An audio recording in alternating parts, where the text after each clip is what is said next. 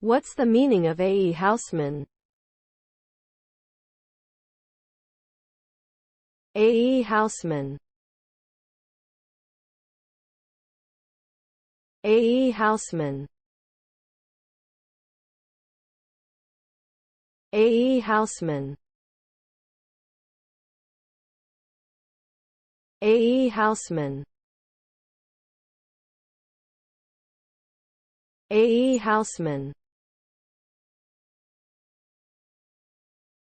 E Housman, 1859 to 1936, was an English poet and scholar known for his lyrical and nostalgic poems on themes of youth, love, and mortality, often set in the English countryside.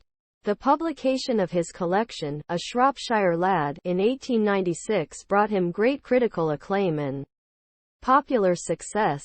His poetry reflects his interest in classical literature and his personal struggles with depression and unrequited love. Despite his achievements, he lived a reclusive life as a professor of Latin at the University of Cambridge. Housman's influence can be seen in modern poetry and popular culture.